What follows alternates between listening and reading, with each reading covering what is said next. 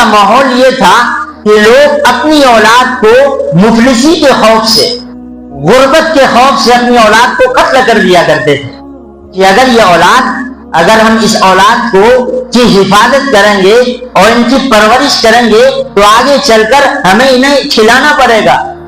تو مفلسی کے خوف سے، غربت کے خوف سے اہل عرب جاہلیت کے زمانے میں اپنی اولاد کو قتل کر دیا کرتے تھے۔ لیکن جب اسلام آیا، اللہ کے نبی جناب محمد رسول اللہ صلی اللہ علیہ وسلم کو اللہ رب العزت نے جب مبعوث کیا تو اللہ تبارک و تعالی نے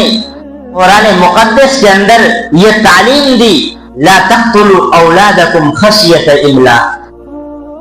اپنی اولاد کو مفلسی کے خوف سے اور غربت کے خوف سے قتل نہ کرو۔ تو آپ دیکھیں کہ اہل عرب اپنے بچوں کو قتل کیا کرتے تھے، کیوں کرتے تھے؟ مفلسی کے خوف سے، غربت کے خوف سے کہ ہم انہیں کھلائیں گے کیا۔ لیکن آج ہم اپنی اولاد کو قتل کر رہے ہیں، روحانی قتل کر رہے ہیں۔ آج ہم مدارس کی تعلیم نہیں دیتے ہیں، یا مدارس یا دینی مکاتب کے اندر اپنے بچوں کو داخل نہیں کر رہے ہیں، بلکہ اسکولوں اور کالجوں کے اندر داخل کر رہے ہیں تاکہ وہاں کی تعلیم حاصل کر کے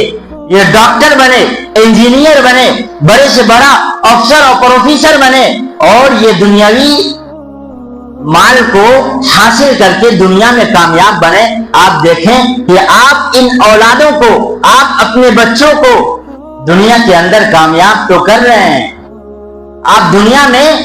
انہیں سکسیس تو کر رہے ہیں، لیکن آپ اخروی زندگی کو، ان کی روحانی زندگی کو یوں کہنے کہ آپ قتل کر رہے ہیں، اس لیے کہ آپ نے انہیں دین سے محروم رکھا،